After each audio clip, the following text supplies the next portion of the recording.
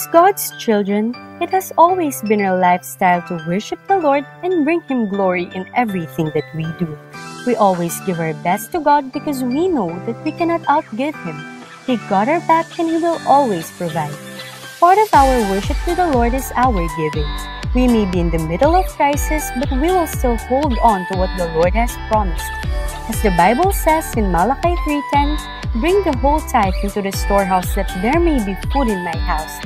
Test me in this, says the Lord Almighty, and see if I will not throw open the floodgates of heaven and pour out so much blessing that there will not be room enough to store it." With a cheerful heart, we can bring our tithes and offering at Reigning Home. We can also give through GCash, or we can contact our respective life group leaders to help us on how to remain faithful in the Lord through our giving. Let us always remember that it's not what we do, it's who we are. We give simply because we love. Let's give!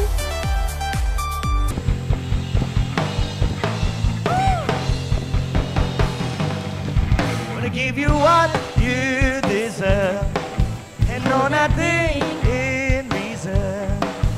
No matter how I'm feeling, I still believe it's what you deserve. All my praise,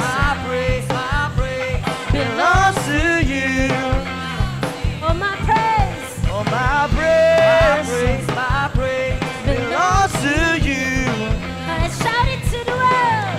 I shout to the world. You're the greatest. I sing it till it's heard. You're the greatest. It's what you deserve. You're the greatest. Oh Jesus, I will let your name abide.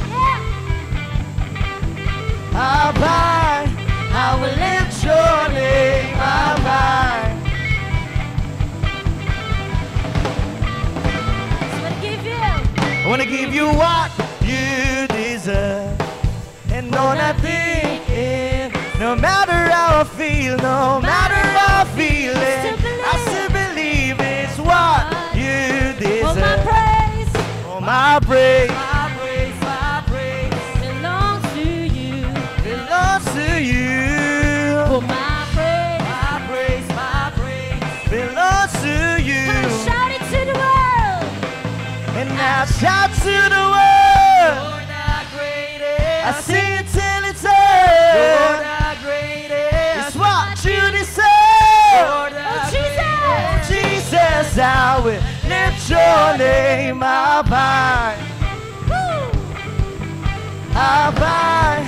I will lift your name abide. Come on, church, in the count of 3. In 1, 2, Yeah. 3, let's go. Whoa, oh, oh, oh. Whoa, oh, oh, oh. Whoa, let everything that has breath, Let everything that has breath praise the Lord, for He is worthy to be praised. Everybody shout unto the Lord. so we lift you higher. We lift you higher, sing in one accord, for He is worthy to be praised. Everybody shout unto the Lord. Sing it out. You're the greatest. You're the greatest. You're the greatest. Jesus, I will lift your name abide. Abide. I will lift your name Come on, abide. in the count of 3, in the blessed church. In 1, 2. Yeah, let's go. Whoa, oh, oh, oh. Whoa, oh, oh, oh. In the count of 3, in 1, 2, lahat ay tumalon. Eh! Whoa, oh, oh, oh. Whoa, oh, oh, oh.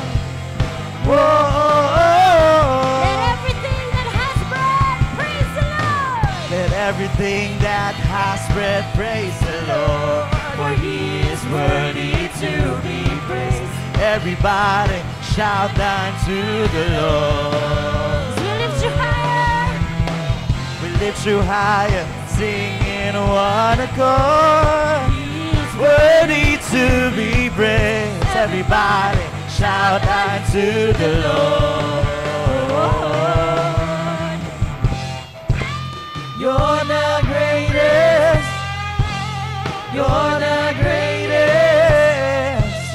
You're the greatest. Jesus, I will lift your name up high.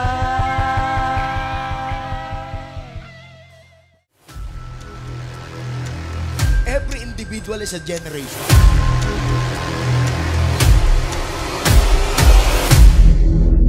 Basta sinabi ni Lord, mga kasama, sa'yo na yon.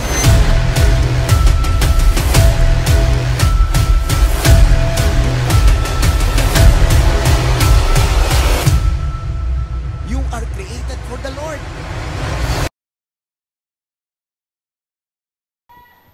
Our God is a God of increase. Our God is a God of increase. So mga kasama, mga kaibigan, ang Diyos, hindi ho siya Diyos ng stagnant. Lalo tigit, ang Diyos po, hindi siya Diyos ng paghihirap. Diyos po siya ng kasaganaan. Parang wala akong kausap. No, sino po dito yung masayang-masaya ka na may inaasahan ka, babaguhin ang Diyos ang iyong buhay? Sino dito yung may karamdaman ka, alam mong pagagalingin ka ng Diyos? So today, let us dwell in the Word of God, Retouch Part 2. So every one of us need a second touch by the Lord. Maaring sa sitwasyon natin, marami tayong hindi naiintindihan, marami tayong naunawaan, pero ang goal ko ngayon, maunawaan ninyo ang mga bagay na to. As a pastor, I am representing God, His will, His word, and His way in your life. Tayo po ay pamilya. Kaya ang goal ko bilang isang pastor, pinagkatiwala po kayo ng Panginoon sa akin. Gusto ko po kung ano yung nilalakaran ko, malakaran ninyo. Kung ano po yung aking mararating, marating din po ninyo. So that is my goal. Because I am representing God in your life. So, pag hindi nyo na po makita ang Diyos sa buhay ko, wag na po kayong sumunod. At ngayon, gusto kong maunawaan yung mabuti na bilang isang pamilya, isa lang ang sinasabi natin, isa lang ang ginagawa natin, kasi isa lang ang pupuntahan natin.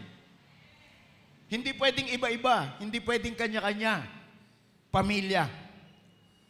And I just want to reiterate this book in the Bible. Gusto ko pong basahin po ulit ito sa inyo. Mark chapter 8, verse 22 to the following as a second part of retouch. And the word said, verse 22, they came to Bethsaida, and some people brought a blind man and begged Jesus to touch him. So, merong isang klaseng taong bulag. Sabihin mo sa katabi mo, bulag. So, ginawa ni Jesus doon sa bulag, He took the blind man by the hand and led him outside the village. When he had spit on the man's eyes and put his hands on him, Jesus asked, "Do you see anything?" Si Jesus, meron siyang habit ng pagtatanong. Sabi ni Jesus, "Do you see anything?" After he touched the blind man's eyes. He said, he looked up and said, "I see people, they look like trees walking." So itong dalaking ito, bulag, pero meron siyang next level. Sabi mo, blurred. So may nakikita siya, pero hindi kagaya ng nakikita ng Diyos. May nakikita siya, pero malabo. And then, ito po yung pangalawa. Sabi niya, once more. Sabi mo sa katabi mo, once more. Ibig sabihin, meron ng isa, ngayon merong pangalawa. So it is all about the second time. Sabi mo sa katabi mo, second time. Second touch. So are you excited for second time, second touch?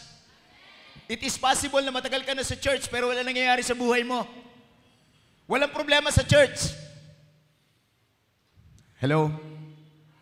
Kahit saan ka umattend the church, pare-parehas lang yan, may problema. Kahit magpalipat-lipat ka ng church, pare-parehas lang yan kung hindi ka magbabago. Because Christianity is not attending the church.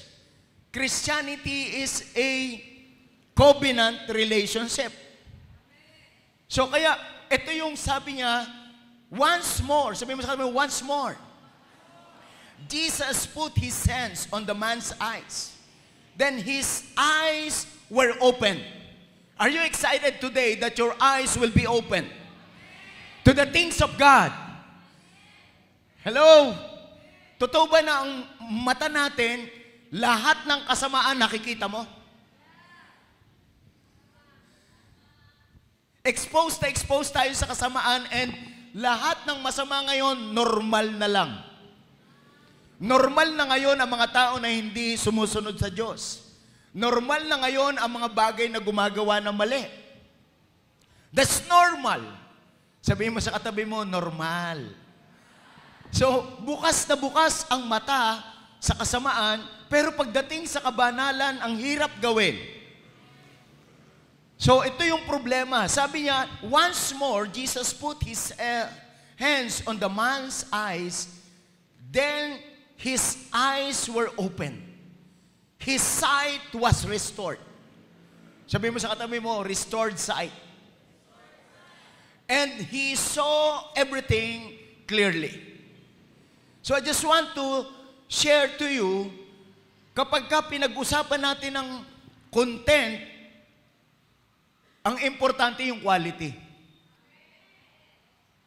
So, sa buhay na ginagawa natin, sa pananampalataya natin sa Panginoon, tingnan natin kung ano yung quality ng buhay natin. And your quality depends on your condition. No, your quality depends on your condition. Depends on the vision. Sabihin mo sa katabi mo, your quality of life depends on your vision. So kung ano ang nakikita mo, yun ang buhay mo. Tama? So, gusto kong unawain ninyong mabuti ang mga bagay na ito. Ang Kristyanismo, dapat nakikita natin ang bagay na gusto ng Diyos at hindi yung bagay na gusto ng mundo.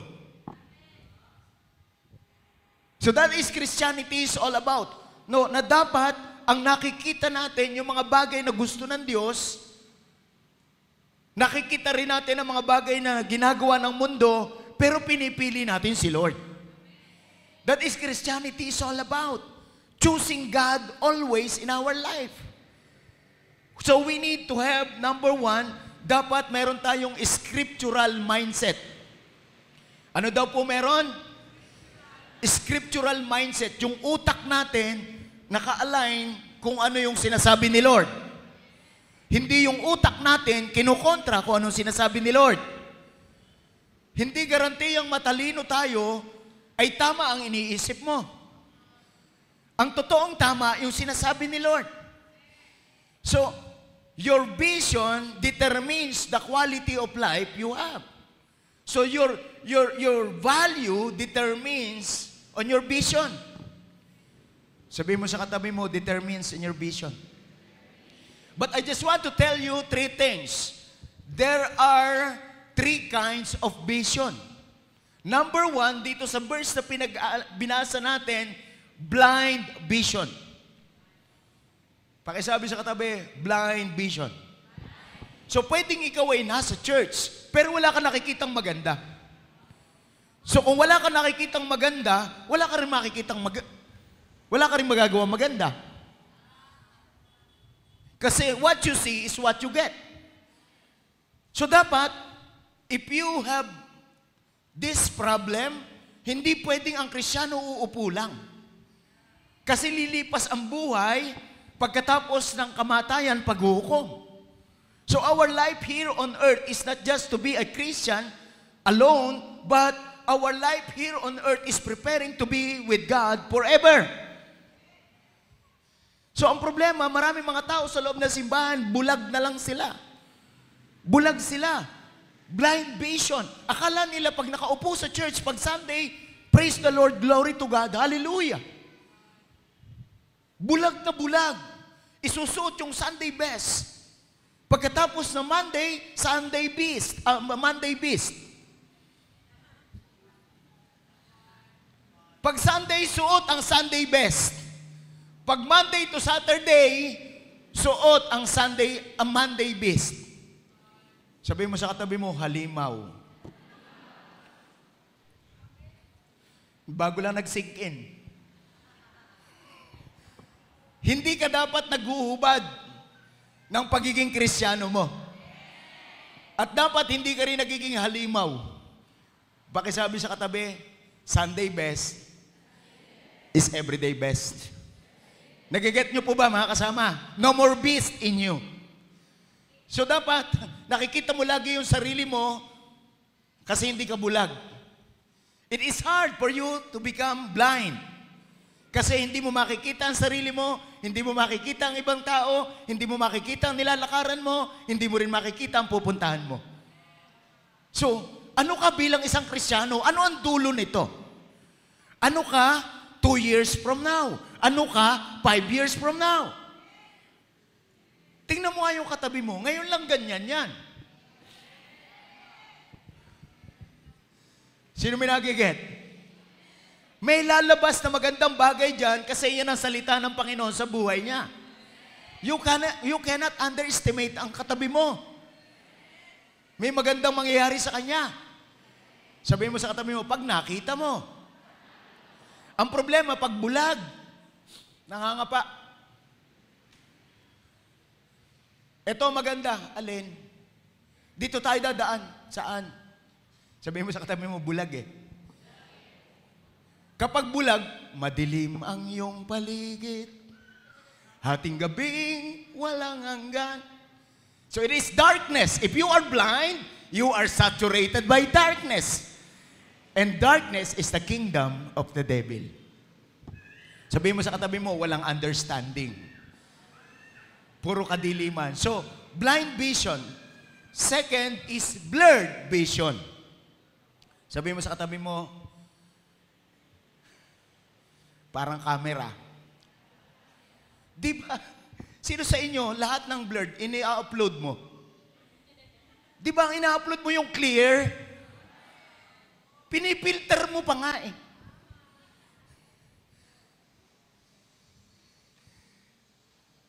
It is hard na merong blurred na vision. Kasi pag blurred na vision, yung tao, kahoy. Yung tao, puno. Yung maganda sa Diyos, pangit sa Kanya. Blurred. Ito yung instruction, ito yung direction, pero itong gusto niya. Why? Blurred. Meron pa ring impluensya ng kalabuan. At ang kalabuan galing sa kadiliman. Sabihin mo sa katabi mo, blurred. So dapat pag Christian ka talaga, todo ka talaga kay Lord. Because we are preparing the next generation. Kasi kahit na anong ganda mong manalita, kung ang buhay mo palpak, walang mangyayari at maniniwala sa'yo. Ipaglaban natin ang tama. Kahit kukunti pa ang gumagawa nito. Kaya huwag kang malalabuan sa malinaw. At huwag mong lalabuin ang malinaw. Hindi porke natutuwa sa'yo ang mga tao, tama na yan. Hindi porke nagkakaroon ka, tama na yan. So, lagi niyong iisipin kung ano talaga ang connection ng Diyos sa buhay ko. Because our life here on earth is temporary. Sabihin mo sa katabi mo, temporary. So, hindi ka dapat dito lang. Sabihin mo sa katabi mo, hindi dapat malabo. Hindi ka dapat nearsighted. Dito lang ang nakikita mo. Dapat may nakikita ka sa malayo. And then last, what kind of vision is the clear vision? Sabihin mo sa katabi mo, clear vision. You see it clearly. No, it is plain. Kung ano yung sinabi ni Lord, kung ano yung pinakikita ni Lord, kitang-kita mo. Sinabi ba ni Lord, pinakikita sa'yo ni Lord na may maganda kang future? May maganda kang future. Maganda ang future mo. Ang future house mo. Ang future car mo. Ang future life mo.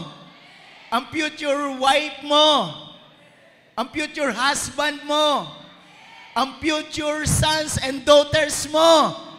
Ang future family mo.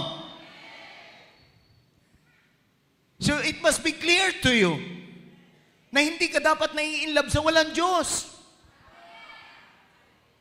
Kahit na anong pogi niyan, may evil influence sa loob niyan. Yan ang mga tanong na ganito, mahal mo ba ako? Pag sinagot mo, oo, patunayan mo nga.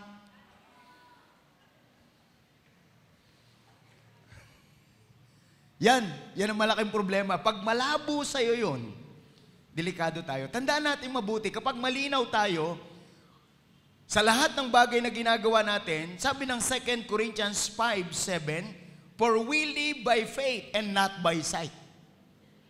If we are clear to God, we live by faith and not by sight. Sabi mo sa katabi mo, ang paningin pala pananampalataya. So ibig sabihin yan, pag tiningnan mo in the eyes of faith, nothing is impossible to God. Walang-wala kay Lord. Laging meron kay Lord. Wala rin ko konti kay Lord. Laging meron kay Lord. Wala ding mahirap kay Lord. Lahat nagagawa ni Lord. So we live by faith and not by sight. So may nakikita ka sa present condition mo, sa present situation mo, pero hindi ito magdidetermine ang future mo. Sabi ni Des, meron siya pinakalalang disciple sa amin kanina. Twinning sila. Tapos nagpa-picture. Tapos inilapit sa amin, sabi niya, Pastor, natatandaan ko po yung mga araw na ganito ako kapayat. Sabi ko sa kanya, noong mga panahong hindi pa uso ang only rice at saka mga sangyup. Tsaka yung mga panahon na yon, Des, naglalakad ka lang. Yung mga panahon na yon, hindi ka pa able. Pero, iba kapag may nakita ka. Kasi ang pananampalataya mo, yan ang magpapasunod sa salita ng Diyos. At ang salita ng Diyos, yan ang magpuproduce sa life mo. Are you excited? So talagang kay Lord, lahat dapat nasa pananampalataya. Sabi mo sa katabi mo, dapat may pananampalataya. So we live by faith. Not we live by fear. Not we live by circumstances. We live by faith. And not by sight. Nakakatakot itong sitwasyon na to, pero kay Lord, kayang-kaya ni Lord yan. Si Daniel, sa pagsunod niya sa Panginoon, nilagay siya sa lion's den. Nakakatakot yun. Yung makaharap mo ang leon, na ang leon, ang dila noon, daig pa mga blade. Yung kuko noon, ang titindi rin. Na kapag nakalmot ka noon, aba-abot hanggang buto. Pag dinilaan ka noon, parang mga blade na mahihiwa laman mo. So dilaan ka lang noon, para kang ice cream na natutunaw. Pero imaginein mo, nakakatakot yun, pero kasi may pananampalataya siya, may pagsunod siya sa Diyos, hindi siya na-touch ng lion. Kung nagawa yun ni Lord kay Daniel na tapat, ganun din magagawa niya sa bawat tapat na nandito ngayon. And because of that, because of His love, because of His obedience, because of His faith, si Daniel naging 10 times better. So if you want to be 10 times better, you need love God more than your life. Dapat nakikita mo yun. Hindi yung sitwasyon mo, hindi yung emosyon mo, hindi yung naiisip mo. We live by faith and not by sight. Even though it is hopeless, but with God, it is hopeful. Walang imposible sa Diyos. Sabi mo sa katabi mo, ngayon ka lang ganyan. May magandang mangyayari pa. No, and I just want to read this also. Galatians chapter 5, verse 22. Verse 25. Since we live by faith. Sabi mo sa katabi mo, we live by. So ganito rin, since we live by the Spirit, let us keep in step with the Spirit. Sabi mo sa katabi mo, hindi pwedeng ang tawag doon, piko. Alam niyo yung piko? Yung guguhitan, tapos may mga pato sila, tapos tatalon sila, step, no. Step, no. Hindi pwedeng ganun ang buhay Kristiyano. Dapat lagi kang step yes kay Lord and no to the enemy. Hindi ka dapat wala kang tatapakan na teritoryo ng kaaway. Kahit pa wala nakakakita. Kasi yung mga bagay na yan, arguments ng kaaway sa buhay mo. Sino may naunawaan? Ayoko na merong taga dito sa spiritual na family natin na hindi pupunta sa langit. Ayoko na assuming lang kayo. Ayoko na religious lang kayo. Na walang nangyayari sa buhay mo. Ayoko na nakaupo lang kayo dyan every Sunday pero hindi sumusunod sa Diyos. Hindi pagsunod sa Diyos yung pag-upo mo ng Sunday. That is religious activity. Ang tinitingnan ni Lord, yung Monday to Saturday.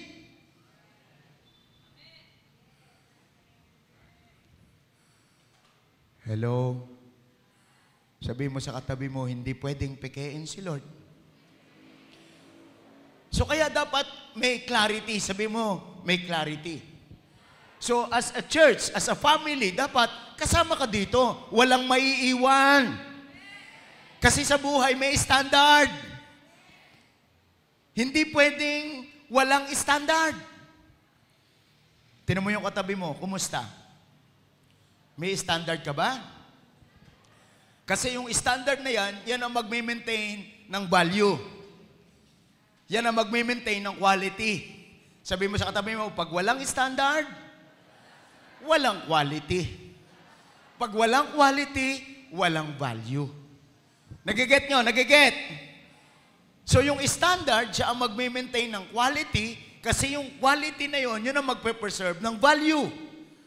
I want your life to become valuable. Sabi mo sa katabi mo, taga-kaharian ka kasi. Sino may naiintindihan? So dapat, i-clarify nating mabuti ang pagiging Kristiyano. So let us clarify. So let us clarify why we are a Christian. What is our value as a Christian? So hindi ang goal mo maka-attend. Hindi ang goal mo makaupo. Ang goal mo makagawa. Kasi gusto kong sabihin talaga sa inyo, mahal na mahal ko kayo. Ayokong pagdating natin sa langit, tatanungin kayo, ba't ka pupunta sa langit? Kasi umattend po ako.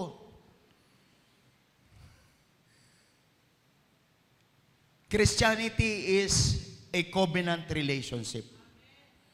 At walang relasyon na perpekto. Kasi walang perpektong tao. Pero si Lord, perpekto ang pagmamahal sa'yo. Na kahit na anong pagkakamali natin, anumang bulag natin, anumang labo natin, manatili ka lang, lilinaw din. Sabi mo sa katabi mo, lilinaw ka rin. Magagawa mo rin yan. Sino dito excited? Magagawa natin ito. Kasi ito yung bagay na maunawaan natin, mga kapatid ko. So let us clarify. Let us clarify, number one, the purpose. So let us clarify the purpose.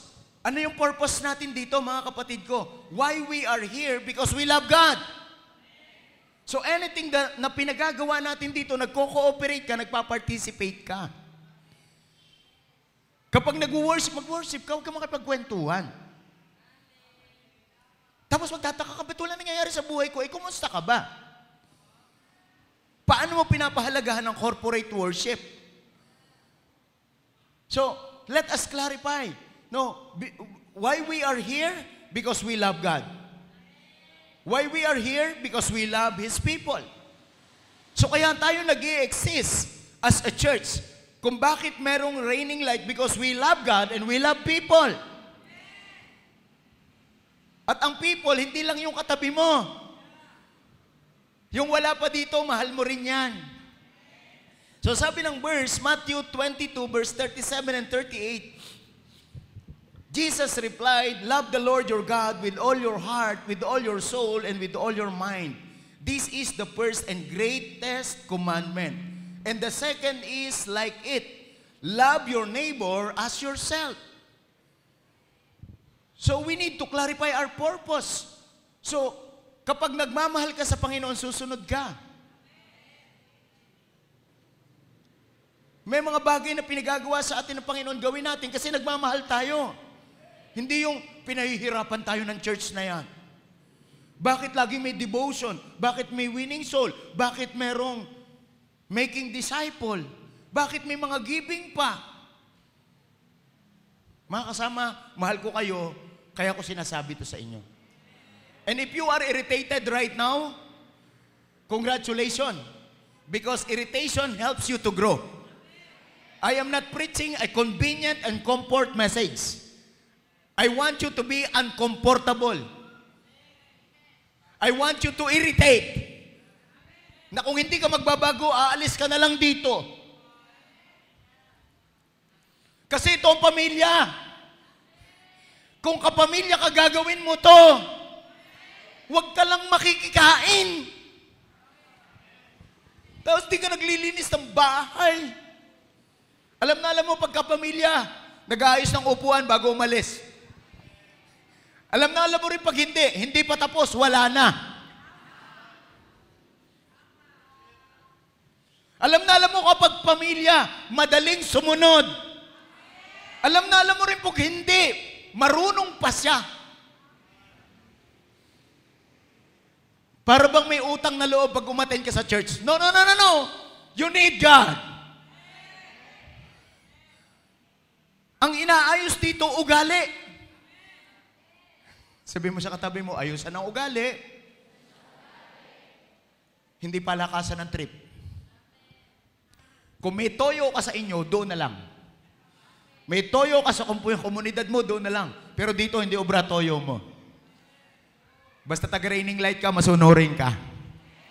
Aanhin mong punong-puno na matigas ang ulo. Hindi ko gusto yun. Baka masisi nyo pa ako. Baka masisi nyo pa ako balang araw kasi hindi ako nag-preach ng tama. So, why we do this? Because we love God and we love people. But why I'm telling you this, even though it is hurt, it is very, alam mo, kailangan ko ng lakas na loob para sabihin to. Para matinag yung espiritong nasa atin. Para magbago na tayo, para makagawa natin ang kalooban ng Panginoon. I want you to see clear vision. So let us clarify. Second thing, let us clarify the vision. What is our vision? And it is God's vision. To win souls and make disciples. So mga kasama, hindi tayo Christian lang na religious. Kaya kahit mahirap, gagawin. Kasi hindi natin ito gusto. Ito ang pinagagawa ni Lord. Kaya excited ako na mag-engage tayo sa Plan 40 natin. Kasi diyan ka matuturuan paano mag-open ng cell. Sino excited makakapag-open ka ng cell? Tuturuan ka magmahal ng tao. No, kaya mga kasama, tandaan nyo mabuti pag hindi ka connected sa cell, religious ka lang. Wala kang pakialam sa ibang tao, wala kang pakialam sa Diyos, basta malaga maka-attend ako. Hindi po yun ang goal. Ang goal natin, magbago ka. Ang goal natin, maging kamukha natin si Kristo. At hindi ho, mga kapatid, hindi ho nagiging kamukha ni Kristo pag nakaupo ka dyan. Makikita mo ang kamukha ni Kristo pag nasa labas ka. Kahapon, nagmamadali ako, galing kami, supposed to be, nasa Batangas kami. So, naiwan namin yung cellphone, binalikan pa namin, it took 1.5 hour. Tapos pagbalik namin, traffic na, hindi kami natuloy ng Batangas, punta kami ng Mega Mall. Papaayos namin sana yung relo. So, tapos gabi na kaming umuwi. Tapos alam niyo, nung habang nagdadrive ako, merong tricycle na, pauwi ako dito sa Binangon, sa may Bilibiran, merong tricycle sumalubong sa amin. Yung daan ko, sinalubong niya ako. So, tumigil ako, tapos siya, tumigil din sa may harap ko. Nagbaba ng pasahero at nagsuklian sa highway. Highway yun, mga kapatid. Kaya lang, ang pagiging Kristyano, hindi pwede dito lang, hindi pwede dyan lang. Ang gusto kong sabihin sa iyo, kung gaano ka katao, gano'n din ako katao. Kaya lang depende sa pagsunod. Yung pagsunod mo, yun ang magkakaroon ng resulta to win souls and make disciples is a command. Tandaan nyo, pag hindi ka nagwi-win ng souls, nagdi-disciple, sarili mo lang iniintindi mo. Eh kung ako lang yun, ang sarap babae nun, ano bang gusto mo? Ano ba problema mo sa buhay? Lakas ng trip mo Kaya lang, nagdi-disciple ako, nagwi-win ako ng soul, alam nyo, ang takot ko, baka one time, bisita siya sa church.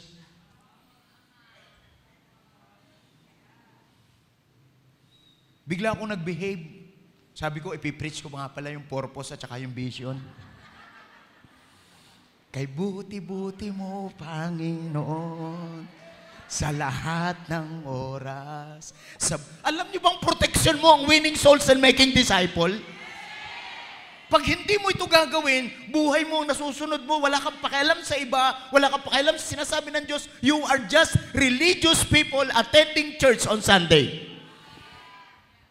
So anong pinagkaiba natin sa mga kulto? Yung dami ng alam mo, yung tama ng alam mo, pero ang buhay mo mali. Sino may nagiget? I am telling you my experience. At naniniwala ko may experience ka rin. Hindi mo lang kinukwento yung pangit. Sabihin mo sa katabi mo, huwag kang mag-alala. I-expose ka naman ni Lord. Sino dito ang excited sa purpose? So sino dito may naiintindihan na? Sabi dito, Jesus came to them and said to them, all authority in heaven and on earth has been given to me. So yung authority ni Lord sa life ko, I overcome evil. Hindi ako naging demonyo kasi dinimonyo ako. Hello? May authority si Lord sa life mo pag magwiwin ka ng souls and magdi-disciple. Sabihin mo sa katabi mo, bigyan mo na authority si Lord. Sino masaya? Sino excited? May gagawin si Lord sa'yo. So let us clarify the vision. Sabihin mo sa katabi mo, vision. It is God's authority over my life. And I am obedient. I am surrender. Kung ano sinabi ni Lord, kahit gustong-gusto kong magalit, gustong-gusto kong mangaway kasi may karapatan ako. Alam nyo,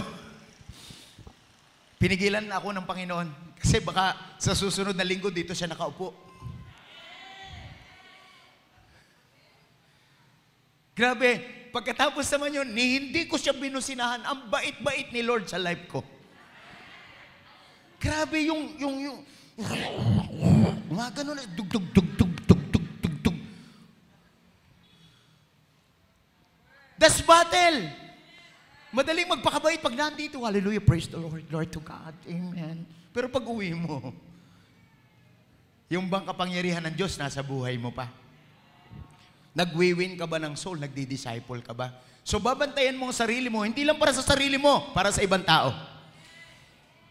Sino may naiintindihan? Naku, grabe, babantayan mo talaga sa sarili mo. Sabi mo sa katabi mo, babantayan mo sa sarili mo, ha? Sino ito masayang-masaya? So, let us clarify the mission. What is the mission? Bakit ka Christian? Bakit ako Christian? To seek and save the lost. And to expand the kingdom of God and to prepare the people of God for the coming of the kingdom. Sabihin mo sa katabi mo, inihahanda ka. Paparating si Lord. Amen. So our mission hindi lang tayo ang ligtas, pati yung iba.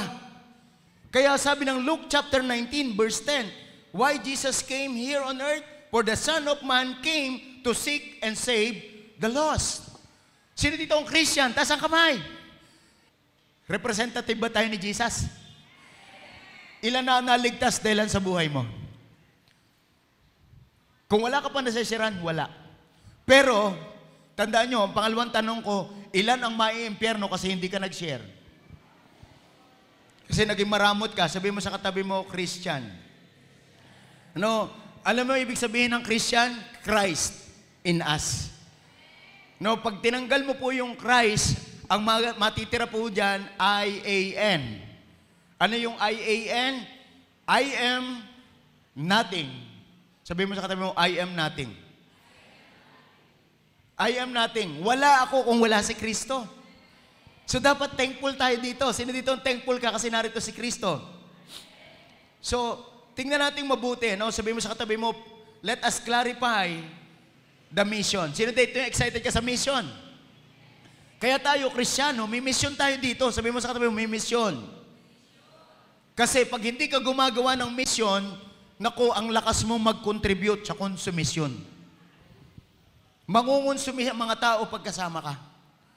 Sabi mo sa katabi mo, buti na lang, nandito ka ngayon. So let us clarify the mission. Let us clarify the passion. Dapat kung ano yung passion ni Jesus, ganun din ang passion natin. The same passion of Christ. Our life cause is nation transformation. Kaya ako nabuhay dito para sa bansang Pilipinas. Para magbago ang bansang Pilipinas. Sabi ng Galatians 2:20, I've been crucified with Christ and I no longer live, but Christ lives in me. Sino dito yung nabubuhay si Kristo sa'yo? Yung malakas na malakas, yung nabubuhay si Kristo para sa'yo. Grabe, congratulations. Yan. Hindi ko alam kung anong senaryo ninyo, pero mararanasan mo rin yun. May mga asar talaga sa'yo, pero hindi porke inasar ka, mag-uugali kang pangit. Sabi mo sa katabi mo, buti na lang patay ka na. So let us clarify the strategy. Christ's strategy is win, consolidate, disciple, and send.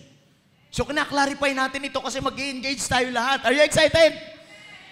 Wala pong taga-raining light na uupo lang na hindi makakapag-open ng cell. Gusto ko may engage kayo lahat. Sabi mo sa katabi mo, strategy. At ikaw ang strategy ni Lord. Marami ang maliligtas ang buhay, makakapagkaroon sila ng relasyon sa Panginoon kasi ikaw ang kapitbahay. Ikaw ang kaibigan. Sabi mo sa katabi mo, basta totoo lang, hindi mahirap mag-share. Pagka-religious na, naku, maniwala kayo, ang hirap-hirap, peke na lang pag naandito. Tandaan nyo, hindi lahat na nagbe-bless sa amin, masunurin kay Lord. Hindi ko sinasabing huwag kayo mag-bless. Ang sinasabi ko, maging totoo kayo. Sundin natin kung ano sinasabi ng Panginoon. Hindi mas magaling kayo kaysa sa akin. Hindi yung mas madiskarte kayo kaysa sa akin. Kasi ako ang may drive ng church na ito. At ako mananagot nito kay Lord. Yung mga ayaw sumama sa pupuntahan ko, bumaba. Hello? Sino dito yung kapamilya ka? Pakibati mo yung kapamilya mo. Sabi mo, welcome to the family. Nagiget nyo? Sino dito yung masayang-masaya ka sa pamilyang ito? Yung iba talaga. Okay lang yan. Kita-kita na lang tayo sa dulo. Kita-kita tayo sa dulo. Sino may naiintindihan? So let us clarify our goal. Anong goal natin? Our goal is to make every believer a leader of leaders. Not member, not attender, leader. Totoo ba na ikaw ay naging bad influence noon? So dapat ngayon maging God influence ka naman. I-influence mo si Lord sa buhay mo. Sino yung masayang-masaya? Gagamitin ka naman ni Lord. So let us clarify our standard. So our standard is Christ-likeness and multiplying ministry. So tandaan niyong mabuti ang mga bagay na ito. We are Christ's treasured possession. We must have the value because He was bought us with a price. Sabihin mo sa katabi mo, ang tindi ng halaga mo. Matindi ang presyo mo. No, sino dito yung masayang-masaya may presyo ka? No, kaya dapat, ang sabi ng verse sa 1 Corinthians 6:20, you were bought at a price. Therefore, honor God with your body. So I just want to retain these three things to you.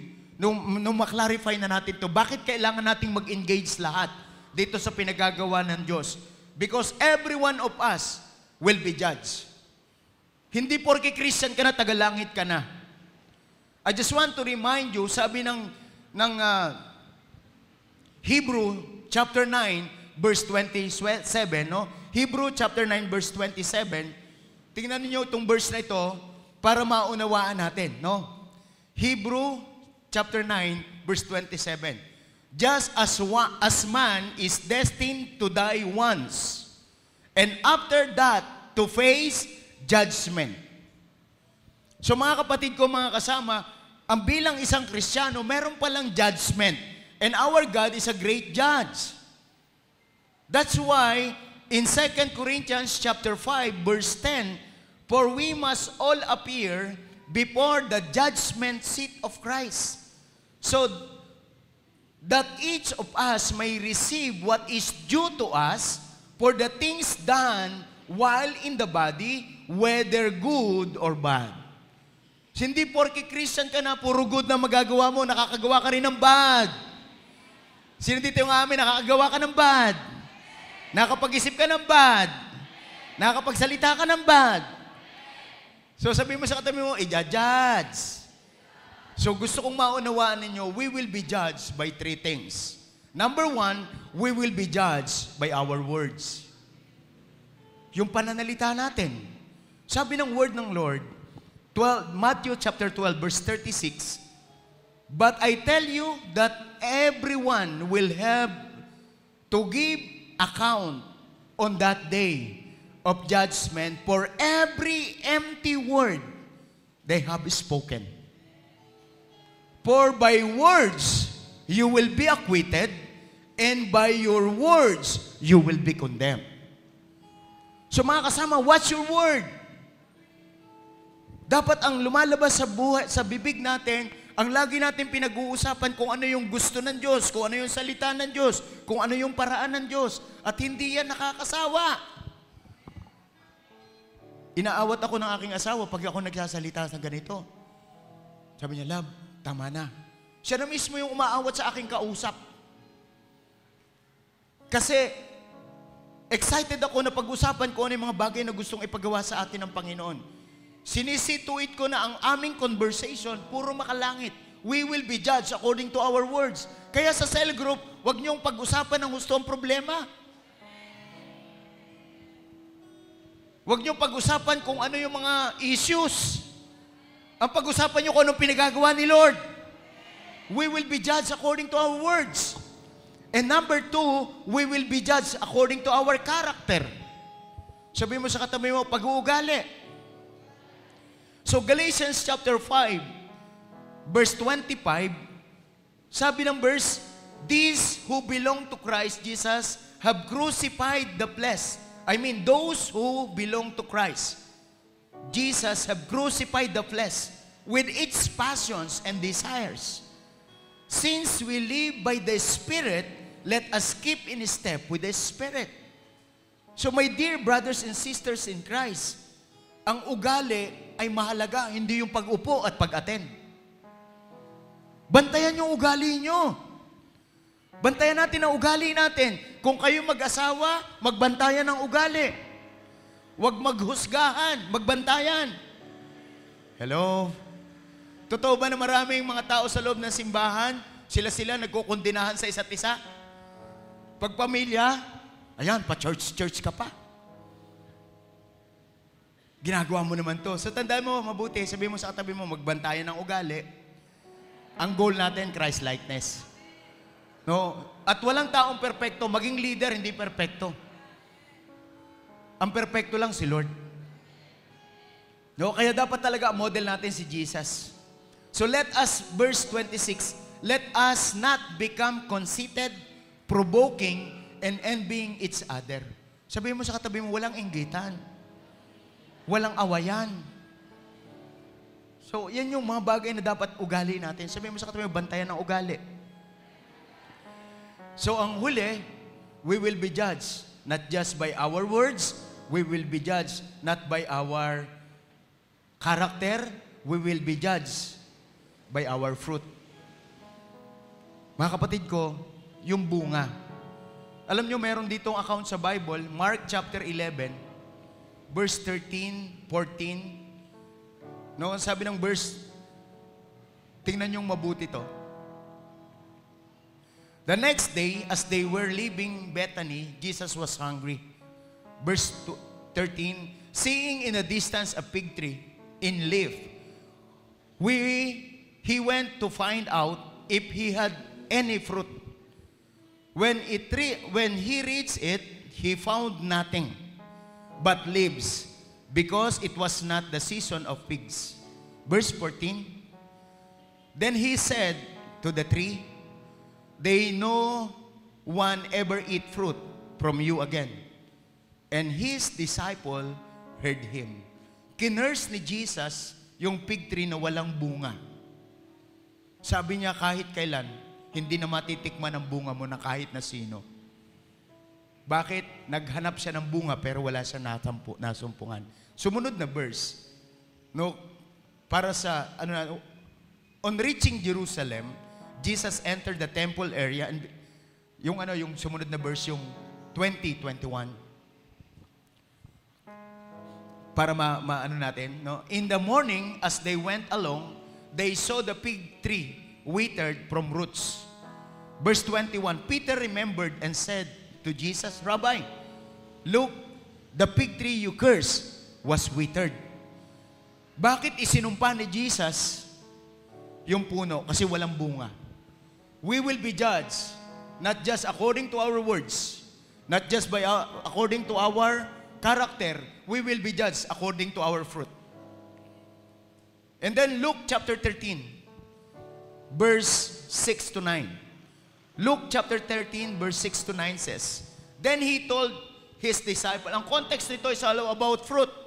God, Jesus Christ himself, asking, because he is the judge, asking for the fruit. Then he told this parable, a man had a fig tree planted in his vineyard, and he went to look for fruit on it, but did not find any. So he said to the man who took care of the vineyard, for 3 years now, I've been looking to look for fruit on this fig tree, and haven't found any. Cut it down. Sabay-sabay tayo, cut it down. For how many years? 3 years. Pabalik-balik, walang fruit. Sabi niya, putulin mo na. Sabi niya, cut it down. Why should it use up the soil? Tingnan niyo yung sumunod. Yung gardener, Sir, the man replied, leave it alone for 1 more year. Sabay-sabay tayo, 1 more year. Sino excited sa 1 more year? And I'll dig around it and fertilize it. Verse 9. If it bears fruit next year, fine. If not, then cut it down. Bakit siya puputulin? Kasi walang fruit. So gusto kong maintindihan nating mabuti. There is a great judge, and we are going to face judgment in the end. We must figure out how we finish it. Let us figure out. Tandaan natin mabuti, we will be judged according to our words, we will be judged according to our character, and we will be judged according to our fruit. Tandaan natin mabuti, dapat maging mabait tayo. Sabi mo, maging mabait tayo. Sa pananalita, dapat pag nagsalita tayo, punong-puno ng pag-ibig, punong-puno ng biyaya, punong-puno ng pagtatama. Sabi mo sa katabi mo, maging mabait sa pananalita. And then, maging mabuti sa pag-uugali. We will be judged according to our word. We will be judged according to our character. Kaya dapat maging mabuti pag-uugali natin. Mahirap na ikaw ay makadiyos, pero hindi ka makatao. Ang pagiging Kristiyano, dapat nagiging mas makatao ka. Inaaral yan. Hinihingi ng biyaya sa Diyos yan. Huwag mo sabihin, ganito na talaga ako. No, you need to pray for that. Dapat maging mabait sa pananalita, maging mabuti ang pag-uugali. Kahit na mabait ka, grabe ang pananalita mo. Glory to God, hallelujah, praise the Lord. Lagi na lang lumalabas sa bibig natin, word ni Lord. Hindi po yun sapat. Kailangan mo ring maging mabait. Sabihin mo sa katabi mo, maging mabait. Karakter. Kahit na anong bait natin, anong ganda ng pananalita natin, huhusgahan ka pa rin. Kahit na mabait ka, kahit na maganda ang pananalita mo, kung wala kang bunga. So, dapat hindi ka lang mabait, hindi ka lang mabuti, mabunga ka rin.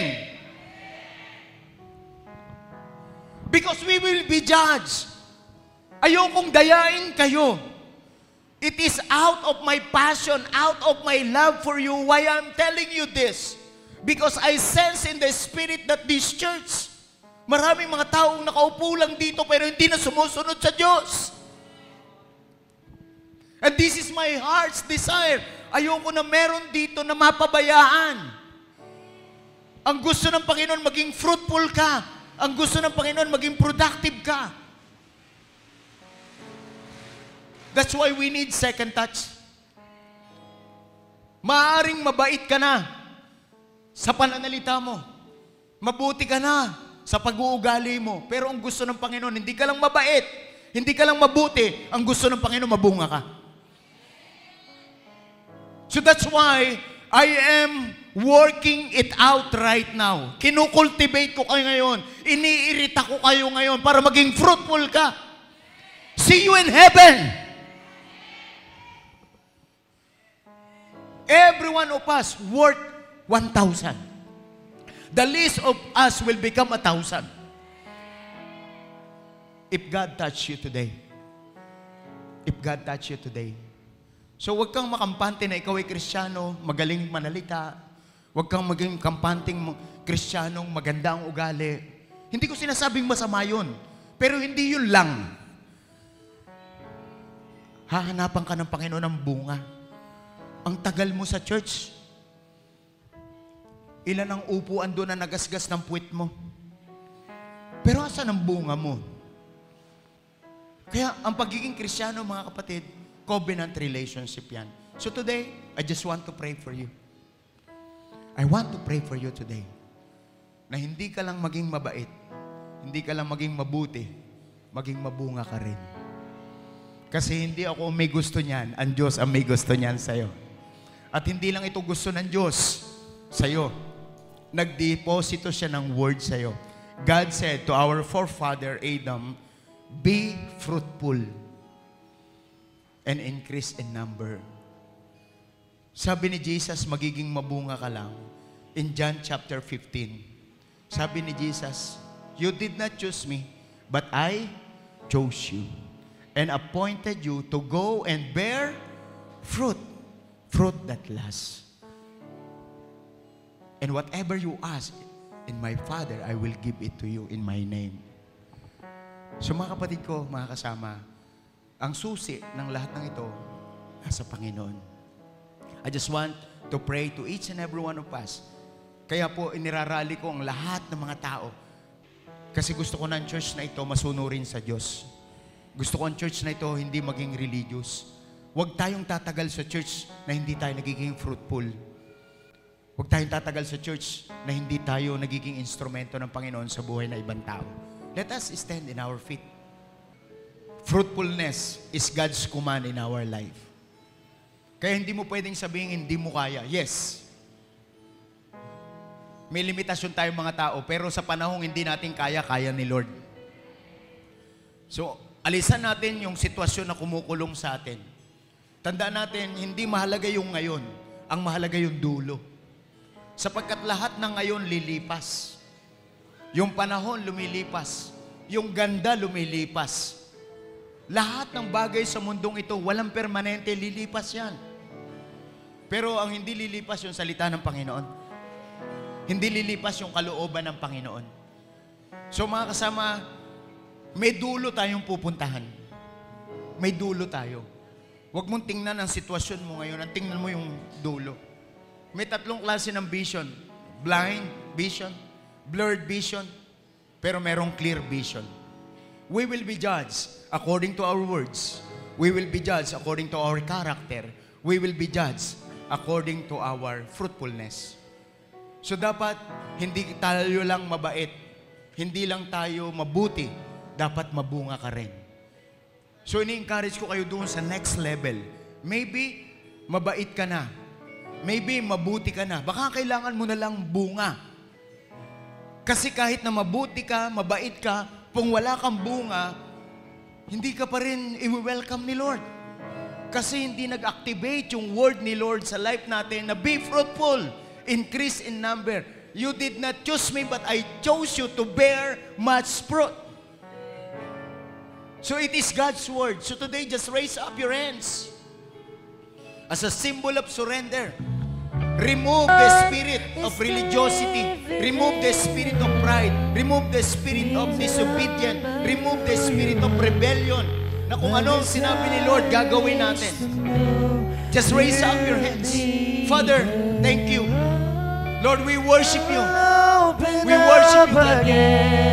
Jesus. Throw my fears into the wind.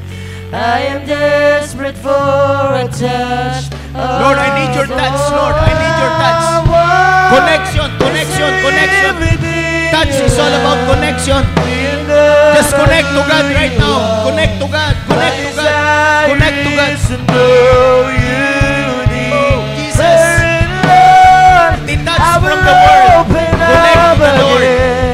Throw my fears into the wind. I am desperate for a touch of all I want is to live within your love, being done by who you are. My desire is to know you deeper, and Lord, I will open up again, throw my fears into the wind. I am desperate for a touch of all I want is to live within your love, being done by who you are. My desire is to know you deeper, and Lord, I will open up again, show my fears into the wind. I am desperate for a touch of baby. La la la la la la la. La la la la la la la. La la la la la la la. Oh, la la la la la la la. La la la la la la la. La la la la la la. We are helping you to be fruitful. We are helping you to be productive. We are helping you to be used by God effectively. Mga kapatid, sa lahat ng gustong gamitin ng Panginoon, June 7, dito sa lugar na to, I will discuss the importance of Plan 40 to those who wants to be used by God, to those who want to be fruitful. Why we need Plan 40 in June 7, dito sa lugar na to.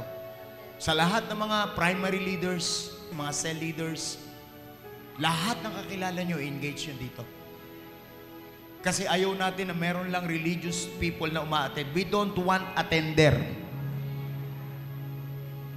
We want a people na magre-raise up para sa kanyang pamilya, para sa kanyang community. Tatayo at titindig ko ano yung tama. Because this is the battle between good and evil. It is the darkness and the light. So today, I just want to pray to each and every one of us in this place. Anumang bagay na impluensya ng kaaway sa buhay mo, impluensya ng kadiliman sa buhay mo, just surrender it to God. Kung meron kang alam sa buhay mo, isurrender mo sa Lord right now. Magdi-detach tayo sa mga bagay na galing sa mundo at itatouch natin si Lord. Magko-connect tayo kay Lord. Just raise up your hands today. Lord, open up my heart. Open up my heart, Lord. Open up my heart. Open up my eyes in order for us to see. In order for us to see, Lord. Lord, we see people clearly. We see your way clearly. We see your will clearly. We see your word clearly. Lord, thank you for that vision. To you now, so do what only you can. 'Cause Jesus, have your way in me. Lord, count me in, Lord. Lord, count me in. I open up my heart to you. Yeah. I open up my heart to you now. So do what only you can. Jesus, have your way now.